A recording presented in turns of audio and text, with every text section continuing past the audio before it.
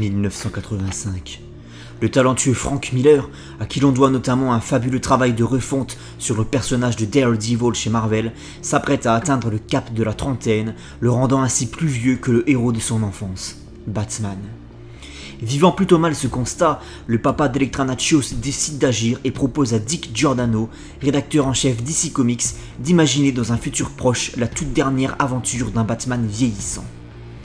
C'est ainsi que naît en 1986 The Dark Knight Returns, mini-série en 4 parties.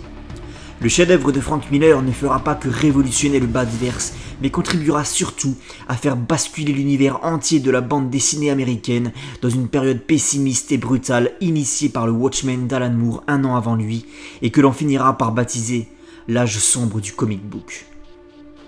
Le Chevalier Noir est de retour, et comme on ne l'avait jamais vu avant, sauvage et décomplexé. Le Chevalier Noir est de retour, pour toujours. Le premier contact avec le crayonné de Miller et Johnson s'avérera probablement difficile pour beaucoup, avec un trait brouillon et grossier, notamment dans le rendu des visages et des proportions, et que j'ai trouvé, en ce qui me concerne, à la limite du professionnalisme. Le découpage, parfois étouffant et épileptique, n'aide pas à la lisibilité de certaines scènes d'action ni à la compréhension de plusieurs situations, la course-poursuite succédant à l'affrontement avec le Joker en étant le parfait exemple. L'étrange colorisation de Lynn Varley, oscillant entre les tons pastels froids et effacés et d'autres beaucoup moins nuancés et véritablement accrocheurs, achèvera de conférer à l'ensemble de l'œuvre une réelle et franche identité, ce qu'on ne pourra toutefois guère lui reprocher pour le coup. En ce qui me concerne, j'ai trouvé le visuel globalement raté et je suis ressorti de ma lecture avec une impression de travail bâclé, inachevé même. En revanche, on ne pourra qu'apprécier la précision de certaines expressions faciales rendues avec une justesse incroyable qui viendra complètement dénoter avec les traits hasardeux des faciès qui les abritent. Mais la véritable force de The Dark Knight Returns et qui fait du bouquin de Miller une œuvre légendaire du comic réside dans sa narration implacable et sans détour. Malgré une maladroite redondance concernant les interventions des présentateurs de JT qui viendront alourdir le récit de par d'encombrantes et pas toujours utiles apparitions, la lecture s'avérera littéralement renversante. Mêlant critique du système social américain, satire politicienne et témoignage sous-jacent de la guerre froide, l'histoire nous plonge dans le contexte nihiliste d'une Amérique malade, en proie à une décadence exacerbée et à l'ultraviolence au quotidien. Une Amérique en phase terminale dans laquelle l'État et l'appareil médiatique sembleraient presque compatissants envers la racaille engendrée et empêtrés dans une routine mortifère de laquelle rien ni personne ne souhaiterait défaire le monde. Personne, hormis le Chevalier Noir, qui dans un tel bourbier devient un réel ange gardien, sombre et brutal, mais légendaire tant son rôle bienfaiteur s'avère crucial et vital pour les laissés pour compte et les victimes. On notera par-ci par-là quelques incohérences, comme la présence d'un Alfred que j'aurais pensé mort, âge oblige, ou quelques fautes de goût, comme le traitement rétrograde réservé à Superman et faisant de lui le chien d'attaque de la Maison Blanche, dénué de toute capacité de réflexion. Je n'ai, pour ma part, pas du tout apprécié cette nouvelle version de Robin, pas crédible et franchement dispensable, et au look laissant à désirer. En revanche, on ne pourra que s'incliner devant la prestation du Joker, incroyablement sadique et létale, rappelant sans difficulté le pourquoi il est l'ennemi numéro 1 de la chauve-souris.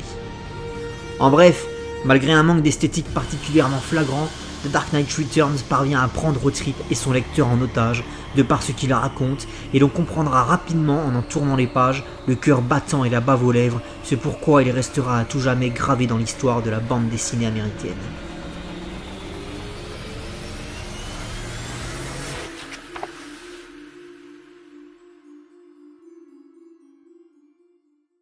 Bienvenue chez le gros parleur de l'action et du ciné d'auteur. Bonjour à vous les cinéphiles, les comicsophiles, bienvenue dans cette vidéo, cette critique poussiéreuse dans l'absolu, puisqu'on va parler d'un film de 2013, enfin première partie 2013, deuxième partie 2014, si je dis pas des bêtises. On va parler, comme vous l'avez vu en intro, de l'adaptation d'un comics ultra culte, Ladies and Gentlemen, The Dark Knight Returns. Et pour en parler, je ne suis pas tout seul, puisque comme vous le voyez, il est là. Nous avons avec nous monsieur Oz Comics. Bien le bonjour tout le monde, salut Que mon d'ailleurs parleur. vous aviez reconnu dans l'introduction, puisque cette introduction est une vidéo qu'il a fait qui s'appelle Cause Comics. Donc ça, c'est une vidéo qu'il a fait lui sur sa chaîne. Si vous avez aimé, il faut aller faire un tour sur sa chaîne, ne serait-ce que sur sa vidéo pour lâcher un like et vous abonner au passage. Voilà, je dis ça. Merci. Voilà. Après, vous faites comme Merci vous voulez, à toi, surtout ouais. si vous l'avez fait. Je t'en prie.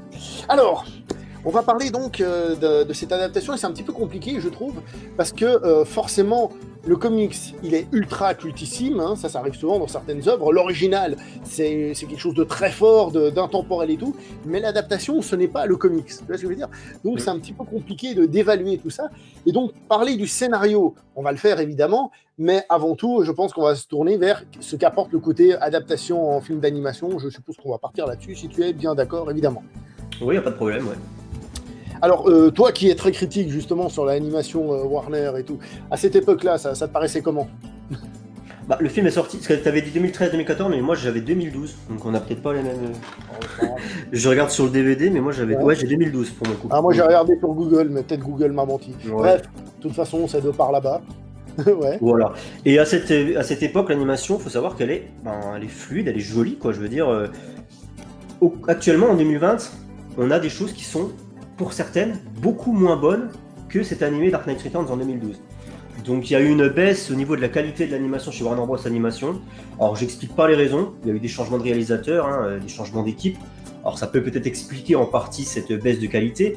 Mais je crois aussi que depuis quelques années, Warner Bros a un peu délégué ça à des studios coréens ou chinois. Et peut-être que ça joue, je ne sais pas, mais voilà, c'est vrai que pour 2012... Tu as regardé le générique de ce Dark Knight Returns? Non, celui-là, je suis pas allé tu as des noms jusqu'au bout. américains, et après tu descends, quand on arrive dans design et tout ça, il y a beaucoup de noms coréens qui apparaissent. Ouais, ben voilà, bon, c'était déjà le cas à l'époque. Mais c'est vrai que pour 2012, c'est ultra propre, c'est même plus joli que ce qu'on fait maintenant, quoi. Clairement... Mais rappelons quand même, précisons, c'est important pour moi toujours de rappeler qu'on est en train de parler d'un DTV. Tu vois ce que je veux dire? Ouais. Si on compare ça à un blockbuster de Pixar, forcément, ça n'a pas la même qualité visuelle. Ça, c'est sûr Il et n'y a c'est pas le certain. même budget, il n'y a pas le même investissement. Hein. Oui, non, mais je veux dire, c'est important de préciser, de savoir comment dire, c'est comme si tu regardes des combats de boxe, tu as les différentes catégories de poids, mais tu as aussi les pros, les amateurs, tu vois, il faut aussi savoir remettre dans son contexte, tout simplement. Oui, bien sûr. Et c'est vrai que c'est plutôt joli. Moi, j'ai envie de parler des scènes de combat que j'aime beaucoup, parce que c'est des plans longs, moi qui aime bien la baston, hein, c'est des plans longs, et on voit la chorégraphie, mais on sent quand même le côté ultra mastoc de ce Batman qui se bat contre le chef des mutants, et on sent la puissance des coups quand il se cogne, tu sais, ça fait un effet de caméra, Ouais. un tremblement comme ça, bam, et on a vraiment l'impression qu'ils se mettent vraiment des droites inhumaines, tu vois, je veux dire que c'est pas n'importe qui se tape dessus, tu vois, qui se mettent vraiment des grosses tatagne, mais c'est quand même filmé en plan séquence, ce qui fait que on a la chorégraphie du combat, tu vois ce que je veux dire? Et ça, je trouve ça cool. Ouais, il y a une bonne gestion des sons aussi pour rendre l'impact encore plus violent, quoi. Et ça, c'est encore plus flagrant, surtout sur le combat. Le combat contre le mutant, effectivement. Le combat contre Superman aussi, où il y a vraiment deux forces de la nature, de puissance qui s'affrontent, quoi. Et c'est vraiment bien retranscrit à l'écran. Aussi bien, comme tu l'as dit, au niveau de la mise en scène, avec des plans longs et des belles chorégraphies, mais aussi au niveau de la gestion des sons, quoi. C'est assez impressionnant à ce niveau-là. Et d'ailleurs, le combat BVS dans ce film, alors ça c'est personnel, hein, mais je trouve qu'il éclate celui de Zack Snyder en film, enfin dans son BVS, quoi. Il y a aussi, je trouve que c'est aidé aussi par la carrure des personnages, parce que là, le Batman qu'on a dans Dark Knight Returns de Frank Miller, déjà dans le comics, c'est un Batman qui est plus que carré, quoi. Ouais. Il est inhumain d'une certaine manière, et Superman aussi, et tout, ce qui fait que ça aide à donner ce côté impact, tandis que si tu prends des gens au physique normal, bien qu'entraînés, tu vois ce que je veux dire, bah, c'est peut-être moins marquant à ce niveau-là. Oui, ça je suis entièrement d'accord. Hein. C'est vrai qu'on a des personnages, c'est des armoires à glace ici. Hein. C'était déjà le cas dans l'œuvre de base sur papier. Ils ont bien transcrit ce côté très, très brut dans les formes, quoi. Mm-hmm. Et au niveau de l'animation, moi je trouve qu'il y a quelques moments où ça fait assez faux. Par exemple, la course au début, la course de voiture, certains mouvements des voitures, tout ça. C'est là où on voit pour moi que c'est un DTV, tu vois. Qu'il n'y a pas le truc ultime. Donc dans sa catégorie, je trouve que le film s'en sort très correctement. C'est vraiment pas un épisode de série télé, c'est quelque chose en plus, sans être non plus évidemment le blockbuster de l'animation. Bah déjà, ce qu'il faut souligner, c'est que c'est un film en 2 parties de 75 minutes, et c'est la première et la seule fois à ma connaissance que Warner Bros consacre 2 films à une seule œuvre. D'autant plus que l'œuvre de base, elle est assez conséquente, mais c'est pas non plus un pavé. Et tu vois, ils n'ont pas eu le même égard pour, par exemple, l'adaptation en DTV de New Frontier, qui est lui beaucoup plus épais à la base, et pourtant qui n'a eu qu'un film de 1h10, tout comme Batman Hush aussi, qui n'a eu qu'un film de 1h10. Là, on a vraiment 2 films de 1h15. Donc déjà, on peut saluer le fait qu'ils n'aient pas voulu trop rusher, et pas voulu bâcler l'œuvre de base, quoi. Mais c'est le Tu seul sais, qui a bénéficié de tel égard de la part de Warner Bros. Animation. Mais tu sais, je pense que ça vient du fait que The Dark Knight Returns, c'est un comics mais ultra culte. Je veux dire, je vais être honnête avec toi. Batman Hush, donc Batman Silence, c'est des choses que j'ai connues quand je me suis intéressé aux comics. Le Dark Knight Returns, je le connaissais avant de m'intéresser aux comics. Tu vois ce que je veux dire? Enfin bon, j'en ai déjà lu des comics. Ouais, Je bien veux dire, sûr. même quand je me suis remis à acheter maintenant des trucs plus récents d'Urban et tout ça, moi à la base, celui que je voulais lire, le comics qui m'a fait retourner pour lire, moi celui que je voulais lire, c'était celui-là. Je me suis dit, je dois lire une fois le Dark Knight Returns. Bon, pas de bol, j'ai acheté plein de trucs avant, j'ai lu plein de trucs avant de l'acheter finalement, mais à la base, c'est le Dark Knight Returns qui m'a donné envie d'y retourner. Et ce que je veux dire par là, c'est que manquer de respect à Dark Knight Returns, on va dire, pour moi, c'est pas la même chose que manquer de respect à Batman Silence, même si évidemment Silence c'est quand même une œuvre très très forte et qu'il faut respecter. Mais je veux dire, le Dark Knight Returns, c'est autre chose. C'est comme si on faisait un film d'1 heure sur Watchmen, tu vois. Ouais, je suis entièrement d'accord avec toi, ils ont peut-être pas voulu. Mais on verra l'année prochaine, parce que je crois qu'il y a un long Halloween qui est prévu en adaptation animée. Donc on verra si un long Halloween bénéficie du même traitement que Dark Knight Returns. Mais par exemple, toi, Year One, bon après Year One, il est peut-être pas aussi long dans mes souvenirs que Dark Knight Returns, mais Year One, il y a eu qu'un film, quoi, tu vois, ils ont pas divisé le truc en plusieurs parties, histoire d'être sûr de rien occulter, ils ont tout balancé en un seul et même film. Year One, il est plus court, le comics. Ouais, il et, est plus court aussi, ouais. il est aussi beaucoup moins bavard. Il y a beaucoup plus de pensées C'est vrai. qu'à se dire, tandis que dans le Dark Knight, bon, on a vu en intro toutes les discussions dans les journaux et tout ça, il y a beaucoup de choses qui sont dites. Donc dans l'absolu, ils ont coupé plein de trucs dans le film, faut pas oublier. Sur Dark Knight Returns, tu veux dire? Oui. Ouais, ils ont coupé pas mal de choses et des choses qui me tenaient à cœur pour le coup, parce qu'en fait, pour moi, ils ont coupé tout le contexte, toute cette société qui est malade, qui est complètement gangrénée par le crime. Et c'est vrai que ça transparaît un petit peu moins dans l'animé que dans le bouquin.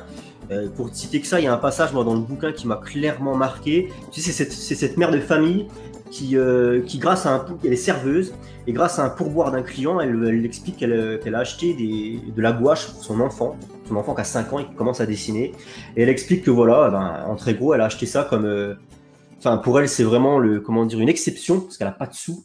Elle est dans la merde. En plus, tu as toute une petite introduction sur le personnage qui t'explique qu'elle a subi des opérations et qu'elle n'a pas été remboursée parce qu'il n'y a pas de système de sécurité sociale.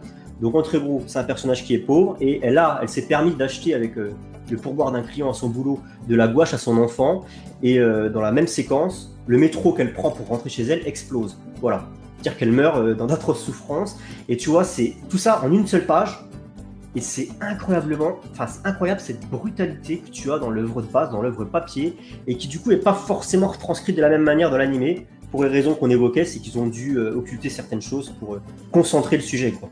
Mais c'est vrai que du coup, l'animé est peut-être un peu moins viscéral que le format papier, mais par contre, pour le coup, il n'est pas aseptisé. Tu vois? Ouais, c'est ce que j'allais dire, c'est que dans le comic book, quand je l'ai lu, j'avais vraiment la sensation de voir, moi, ce que j'appelle une œuvre pré-apocalyptique. Tu vois, c'est même si l'explosion atomique et qu'on se retrouve dans Mad Max, mais on y est, quoi. Tu vois, ça va arriver là, tout de suite. Tu vois. Et c'est cette sensation, ouais, comme tu dis, moi j'avais parlé de pourriture, sensation de pourriture, de société pourrie. Toi, tu as parlé de gangrène, c'est exactement ça. Tu sens que c'est pourri jusqu'à la moelle, tu vois. Et ça, on le ressent moins. Il y a aussi un truc qui aide dans le comic book à ça, c'est les dessins qui peuvent gêner, mais qui, on ne peut pas nier, qui, je trouve, ils aident vraiment à faire ressortir ce côté malsain, quoi. Alors, moi, ça, c'est pas... Ouais, tiens, je vais illustrer un petit peu pour... Alors, au niveau des dessins, effectivement, moi, je les avais qualifiés d'assez brouillons, et personnellement, c'est pas... Voilà, les dessins de Frank Miller, j'ai un peu de mal avec. Tu les as montrés en introduction, rappelle-toi. Ouais, c'est vrai.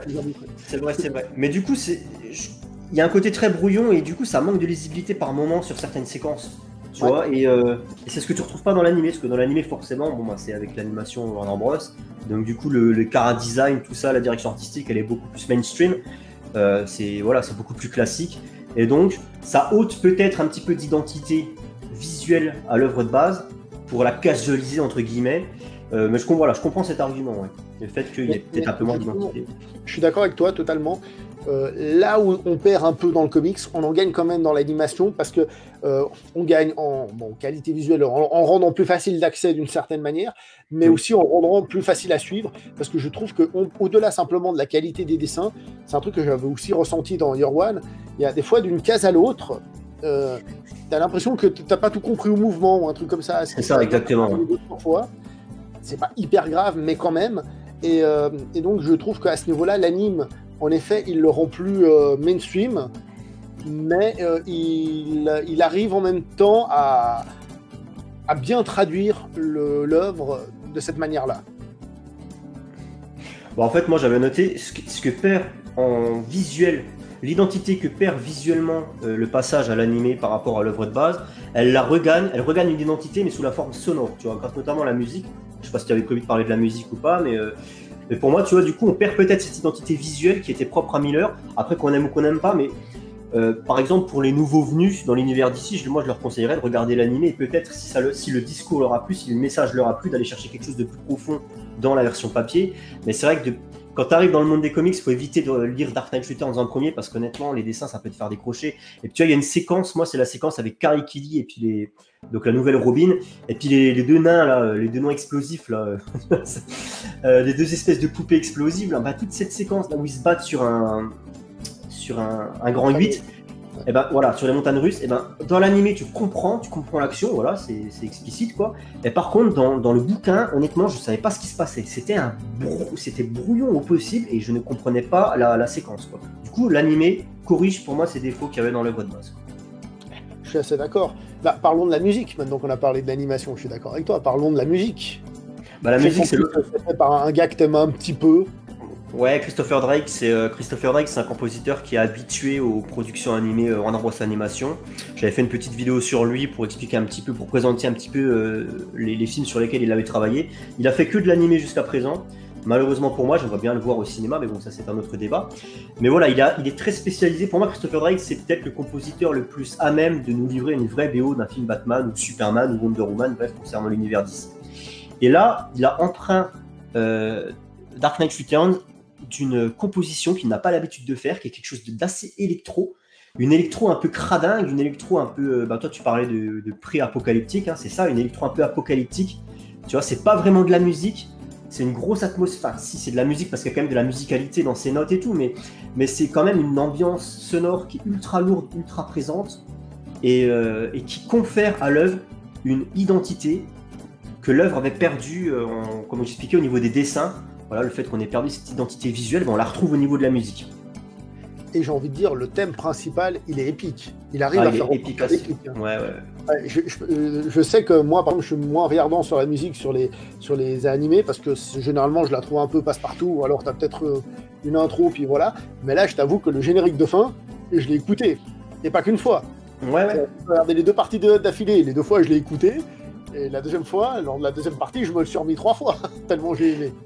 Mais oui, non, mais la bande, là, ce qui est fou sur ce film, c'est que la bande-son, c'est du sans faute du début à la fin, quoi. De l'ouverture du film jusqu'à la fin du deuxième film, c'est un sans faute. Il y a des thèmes qui sont vraiment marquants, tu l'as dit, le même thème de Batman, ou quand tu le vois revenir oui, parce qu'on n'a pas résumé le scénario, hein, c'est vrai, mais voilà, en très gros, on est dans un futur un petit peu alternatif, dystopique, où la gangrène, enfin, les rues de Gotham sont, même les rues, enfin, le pays tout entier, les États-Unis tout entier sont gangrénés par une résurgence de criminalité sans précédent. Et on est vraiment dans une atmosphère pré-apocalyptique, comme tu disais. Et Batman, ça fait 10 ans qu'il a rangé son costume, ça fait 10 ans qu'il a abandonné. Donc du coup, Bruce Wayne est un peu bedonnant, il a une petite tendance à l'alcool. Voilà, il a envie d'écouler sa retraite paisiblement. Mais les événements font qu'il ne peut pas se permettre de rester chez lui à regarder la télé, quoi. Donc il revêt le costume 10 ans après, avec les conditions physiques du coup en conséquence, hein, c'est-à-dire qu'il est beaucoup moins frais. Et il va compenser ce manque de fraîcheur, ce manque de tonicité, par de la brutalité, une brutalité beaucoup plus exacerbée. C'est-à-dire que là, il se lâche complètement. Là, il en a plus rien à foutre. Et du coup, voilà, pour résumer le scénario, je ne sais plus pourquoi je voulais résumer le scénario. De quoi on parlait juste. Des thèmes, le retour de Batman. Voilà. Donc du coup, pour symboliser à l'écran le fait que Batman, on ait besoin de lui et que il revient et c'est épique, et on a le thème donc de Christopher Drake qui est exceptionnel, quoi. C'est Sérieusement, elle est très très bien, la musique, je m'y attendais pas. Et franchement, j'ai vu le film, j'ai fait, purée, la musique, elle est bien. Ah, elle est bien. Elle est bien, bien, bien. Le thème, il retentit notamment au moment où, où Bruce effectue son retour en Batman, où il casse des bouches. Et tu sais, il y a le plan qui a été repris par Zack Snyder dans BVS, où tu vois Batman qui traverse le ciel avec un éclair derrière. D'ailleurs, je crois que c'est une couverture de la version originale de Dark Knight Returns. La musique retentit à ce moment-là, et du coup, hop, iconisation du personnage, c'est validé, c'est fait. Et le thème du Joker également, tu sais, toute la séquence avec le Joker, Ouais. une musique qui tourne un peu en boucle, mais qui s'intensifie. En fait, c'est une musique avec quelques... En fait, ça fait penser à du John Carpenter, parce que c'est quelques notes qui tournent en boucle, mais qui s'intensifient avec l'action. Je sais pas si tu t'en rappelles de cette musique, la musique qui s'appelle Love Tunnel, ou See You in Hell, pour ceux qui voudraient aller voir ça de plus près sur YouTube, mais je vous la conseille. Mais je l'ai pas réécouté celle-là. Mais... Bah c'est pas compliqué, si vous, donc tu m'as dit que tu avais mis le Cause Comics en introduction, c'est la musique du Cause Comics, voilà, c'est le thème du Joker dans Dark Knight Returns, voilà.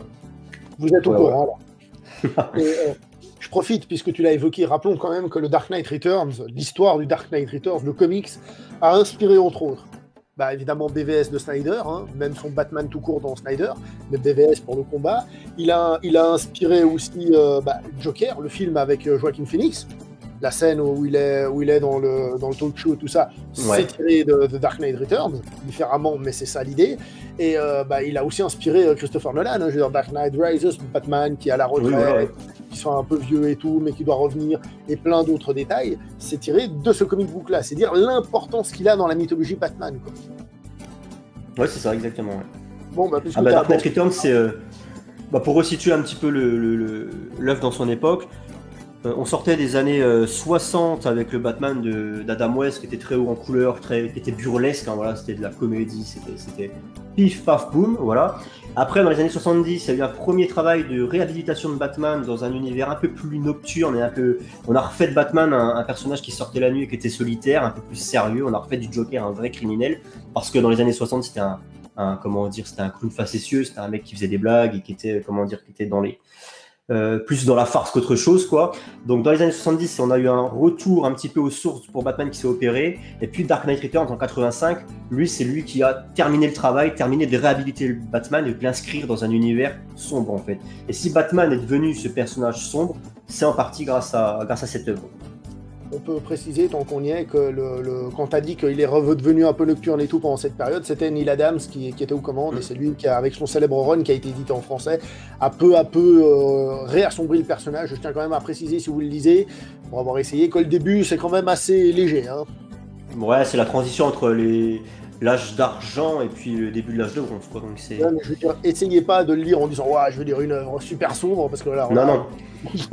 vous allez déchanter complet, mais si jamais, voilà, c'est pour la petite parenthèse. Puisqu'on a parlé du scénario, je propose qu'on évoque. Je rappelle que Frank Miller, donc l'auteur du comics, était pas très loin de Robocop. Hein, je rappelle qu'il a écrit le scénario de Robocop 2, puis il avait, je crois, proposé un scénario ou des idées sur le premier Robocop. Et c'est marrant parce qu'il y a une idée du Dark Knight Returns qu'on retrouve dans Robocop, c'est celle de faire, on va dire, une espèce de voix off à travers les journaux télévisés. Donc on retrouve les journaux télévisés du chef-d'œuvre qui est Robocop, hein, j'en ai fait une vidéo, vous allez la voir, je me fais de la promo, désolé. D'accord. Et on retrouve cette idée-là qui permet justement de placer le contexte, etc. etc. Et ça, c'est plutôt bien fait. Et il y a même un truc en plus par rapport à Robocop, je sais pas si tu as fait attention, Rose, c'est que l'acteur qui fait Batman, c'est Peter Weller. D'accord, ouais, non, j'ai pas fait gaffe à ça. C'est Robocop, c'est Peter Weller, c'est Robocop. D'accord, ok. Robocop. Et en plus, quand on réfléchit à l'idée d'un Batman un peu vieux comme ça, mais ultra badass, tu te dis Peter Weller pour faire ça, mais c'est magnifique en fait. Ouais, carrément, ouais. Non, l'idée est bonne, ouais, j'avoue. J'ai envie de revenir sur...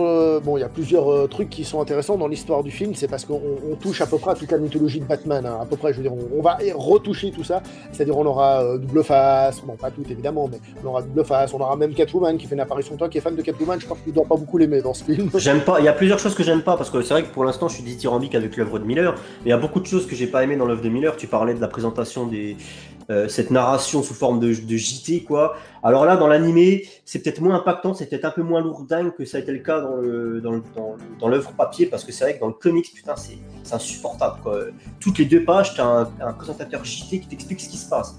Et je trouve que c'est un peu vieillot en termes de narration, je trouve que c'est un peu suranné, quoi. Là, c'est un peu moins lourdingue, je trouve, dans l'animé, c'est mieux fait. Surtout qu'en plus, ça dure pas un petit peu. Par exemple, si je prends cette page-là, c'est la première qui me passe par la tête.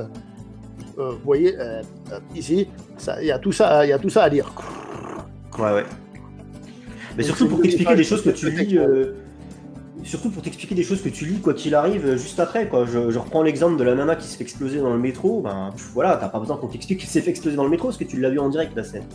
Donc il y a des choses comme ça, je trouve que ça fait un peu... c'est redondant, quoi. Il y a pas mal de petits défauts, je trouve, au niveau de la narration. Ça permet aussi pas mal de critiquer, par exemple, celui qui est toujours en train de vendre son livre. Pourquoi est-ce que les super vilains sont vilains? En gros, je sais plus ce que c'est. En gros, c'est parce que c'est de notre faute, parce que notre manière de vivre les insupporte et donc ils deviennent des assassins.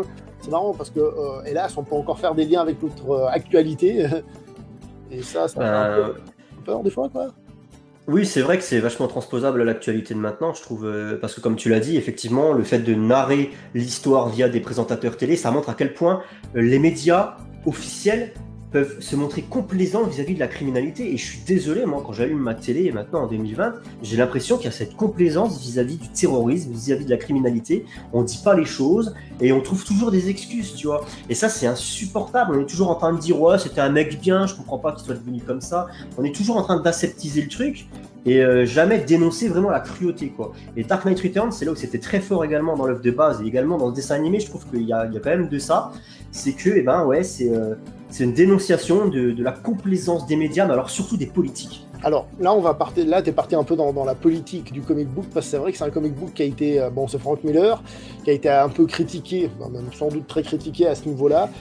Moi, je trouve que là où une œuvre doit être réussie quand elle fait passer son message, qu'on soit d'accord ou pas, hein, c'est que l'œuvre doit te mettre dans une situation où c'est logique que ce qui se passe. Tu vois ce que je veux dire? Que ce soit une chose ou l'autre chose. Et ça, c'est ce qui fait une œuvre réussie. C'est-à-dire que tu sors du truc et tu dis, oui, bah, dans ce cas-là, Batman a raison d'arriver, puis de faire régner la loi et de dire, bon, ça suffit un peu les conneries. Parce que dans l'œuvre, c'est comme ça. Moi, c'est pour ça que je dis toujours, il y en a, il y a beaucoup de gens qui regardent un film ou un truc comme ça et ils voient si ça correspond à leurs idées. Moi, je suis plus du genre à regarder ce que le truc me propose et voir si dans ce qu'il me propose, c'est logique. Évidemment, après, il y a des extrêmes, hein, on n'est pas tarés non plus, mais en règle générale, c'est ça. Et c'est vrai qu'on ne peut pas nier que le Dark Knight Returns est radical sur son point de vue. C'est-à-dire il a un point de vue sur le sujet, et non seulement il y va à fond avec Batman, mais en plus il se fout de la gueule de ceux qui ne vont pas à fond, comme le psychologue et tout ça. Tu vois ce que je veux dire? Ouais, exactement. Oui, après, c'est vrai que c'est une question de façon de voir la chose, quoi. Mais moi, personnellement, c'est une œuvre qui me parle. Donc bon, ça de toute façon, quand vous verrez l'œuvre, vous ferez votre propre avis, vous aimerez, vous détesterez, vous aimerez détester ou vous adorerez détester. C'est la même chose, mais je veux dire, voilà. Moi j'ai envie de revenir sur le personnage du Joker que j'aime beaucoup dans ce film. Personnellement, c'est ma version préférée du Joker. Moi, le personnage, le Joker, c'est pas un personnage que j'aime beaucoup. Bon, après, maintenant qu'on est sur ta chaîne, les gens ne le savent peut-être pas, mais voilà. Là, je trouve que Frank Miller, il a réussi à faire du Joker ce que moi j'ai envie de voir, c'est-à-dire plus un sociopathe calme, froid, qui forcément qui pète un câble au bout d'un moment et qui finit par dézinguer du monde par paquet de 10, quoi. Mais on est loin du clown qui fait du clown qui est dans le théâtral. Il n'y a pas ce côté théâtral, le Joker de Dark Knight Returns, avec ses pistolets bang, son acide, voilà, ses farces et attrape, tout ça. Là, c'est plus vraiment un sociopathe qui pète un câble et qui extermine les gens, qui se trouve sur sa route. Et il est extrêmement violent, il est létal, il est incroyable, quoi. Il est violent et ouais. Et tu comprends pourquoi il faut que Batman se dresse sur sa route. Et il tue les gens, je veux dire, le Joker n'hésite pas, hein, c'est pas un pousse-toi, c'est le poum, t'es sur mon chemin. Et ça, j'ai adoré ce côté très violent. Et d'ailleurs, si j'en parle, c'est pas juste pour en parler, mais je pense que le Joker, comme on le voit là-dedans, ça aurait dû être le final du film Joker.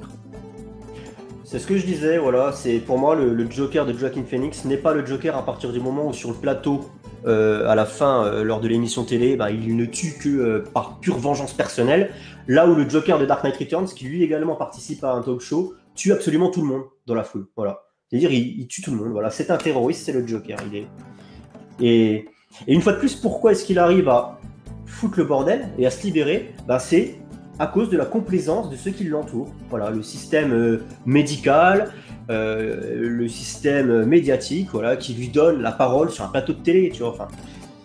Et une fois de plus, pourquoi est-ce qu'il arrive à se libérer? C'est à cause de cette complaisance qui est autour de lui. Maintenant, j'aimerais revenir sur le fait que le comic book est en 4 parties. Enfin, il était sorti en 4 parties, comme tu l'as dit en intro. Et en fait, on a clairement des arcs dans l'histoire. Par exemple, le Joker, c'est le dernier arc. Troisième, parce que le dernier, je dirais que c'est que Superman. Après, il y a BVS. Ouais, c'est ça. Ouais. Et le premier, c'est Double Face. Le deuxième, c'est les mutants. Le troisième, c'est Joker. Le quatrième, c'est BVS. C'est ça. C'est ça. Mais ce qu'il y a de bien, c'est que au lieu d'être simplement focalisé sur un truc, là où c'est très fort, c'est qu'en fait, il te raconte un arc, mais il te place déjà les éléments pour l'arc suivant. Tu vois ce que je veux dire? Ouais, exactement. L'autre arc qui est là, il est en train de te placer les éléments pour l'arc suivant et ainsi de suite. C'est pas, ça tombe pas du ciel. C'est pas à la fin de l'épisode, début de l'épisode suivant. C'est vraiment, il y a clairement des histoires, mais qui sont imbriquées pour donner une surface, on va dire quelque chose de solide, et ça fonctionne superbement bien, je trouve. À ce niveau-là, franchement, voilà quoi. Moi, je suis d'accord avec toi. Là-dessus, oui. Puis un petit mot sur le personnage de Robin du film, ou du comics, mais surtout du film. J'ai jamais compris l'intérêt de Robin dans cette œuvre-là, si ce n'est le fait que voilà, c'est pour redonner un petit peu à Batman. Comment dire, c'est pour rattacher Batman à son passé, hein, le fait de faire revenir une Robin. Je comprends le message, mais en fait, je comprends toujours pas l'intérêt. Surtout que cette Robin, bon, bah, c'est un personnage qui est pris un peu de manière random dans la rue. C'est une jeune fille qui n'a subi aucun entraînement. Et du jour au lendemain, elle se découvre des capacités hors normes et elle suit Batman dans son combat contre le crime. Ça n'a aucun sens. Mais dans le film, c'est bien fait. Alors dans le comic book, je me souviens plus, mais dans le film, c'est bien fait parce qu'au début, c'est à peu près la même chose. Elle essaye de sortir de chez elle et tout, elle a 2 doigts de se casser la gueule. Ouais. Ensuite, sur les toits, elle se dit « Ah, ça va, je me débrouille », enfin, elle lui assure. Ensuite, elle sauve Batman de justesse. Et Batman, il lui dit « Bon, tu vas me suivre, mais tu auras un entraînement super sévère pendant plusieurs semaines. » Et là, je pense qu'il y a une élite dans laquelle on voit pas tout l'entraînement.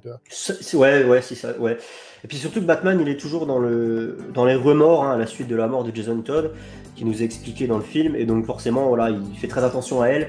D'ailleurs, il lui dit, hein, si jamais tu ne suis pas un seul de mes ordres, tu prends tes affaires et tu dégages. Voilà. Ouais. Mais moi, je comprends pas cette Robin, honnêtement. Je trouve que ça ringardise l'œuvre, en fait. Tu vois, le fait de voir ce personnage avec sa cape jaune et verte et son costume rouge comme ça, qui est un peu le comic relief de l'œuvre d'ailleurs.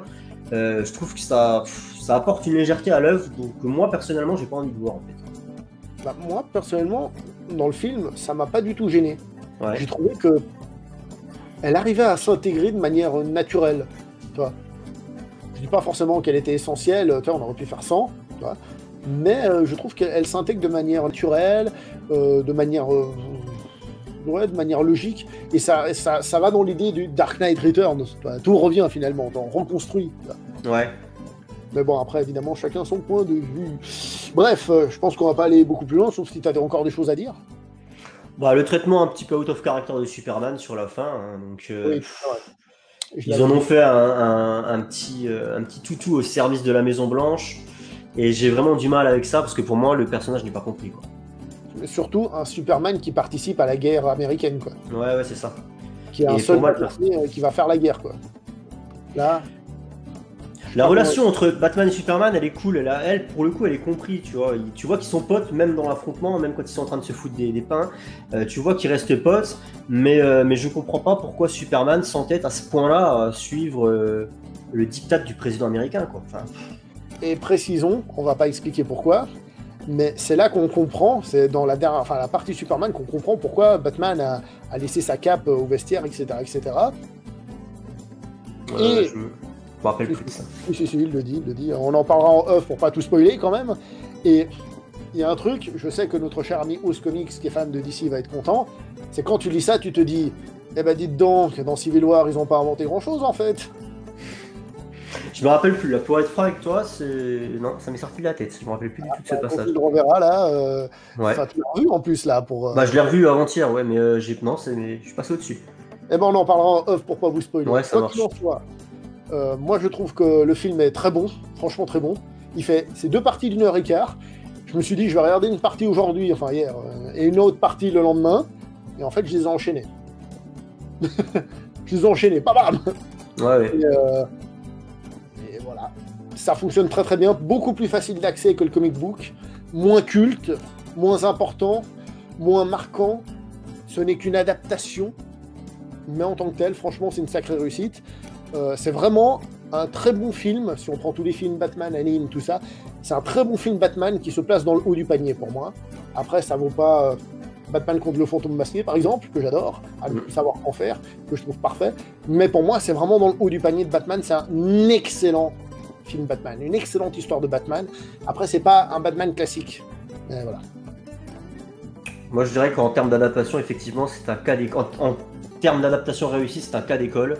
Ils ont enlevé, voilà, peut-être des redondances, des choses qu'il fallait occulter afin de concentrer l'œuvre et de pas faire des films de 3 heures. Et pour le coup, là où, bon, pour résumer ce qu'on disait, mais voilà, c'est là où ça perd un petit peu en identité visuelle, on regagne de l'identité au niveau de la musique. Il y a des choses qui sont marquantes. Et effectivement, c'est un des meilleurs animés Batman à ce jour.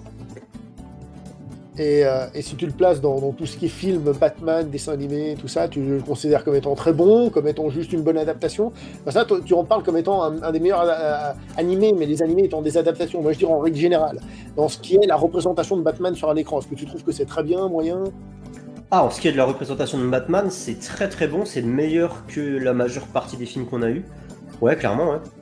Mais après, c'est parce que moi, le message me parle, en fait. Tu vois, le fait que ce soit à ce point-là transposable à 2020, ce qu'il a fait de la société, une société de malade mental, quoi. Et ça, moi, ça me parle vraiment, en fait. C'est pour ça, en fait, que je le place sur un piédestal, Dark Knight Returns, parce que c'est quelque chose qui me parle, en fait. Voilà. Pas forcément en termes de scénario ou d'animation à proprement parler, de chara design, ce genre de choses, mais c'est le message, en fait. Et qui est ouf, qui est ouf. À quel point il est d'actualité, quoi. Moi, il me parle un peu moins, le message, tu vois, en tant que tel, pur et simplement. Mais au-delà de ça, comme j'ai dit, dans l'œuvre, il n'y a pas de souci avec le message. Enfin, moi, j'en ai pas eu. Il y en a évidemment qui vont se vexer, tout ce que tu veux, mais ça, c'est une autre histoire. On s'arrête là ? Ouais, très bien. Alors, merci à vous d'avoir regardé jusqu'au bout, vous êtes des bestes. Donc, n'oubliez pas le like, le partage, l'abonnement, l'amour, l'amitié. Allez faire un tour sur la chaîne de Ose 3 petits points comics, là, ici, là, c'est Ose 3 petits points, mais c'est autre comics. Merci. Vous voyez, c'est un type qui parle bien, c'est un type qui fait des vidéos montées, comme vous avez vu en intro. C'est un type qui fait des lives avec des gens trop cool. Non, c'est là, merde. Voilà, le type qui te balance des fleurs. N'hésitez pas à aller regarder. Et puis, portez-vous bien, on se voit prochainement pour une prochaine vidéo. Ciao tout le monde! Salut à tout le monde et merci à toi pour l'invitation.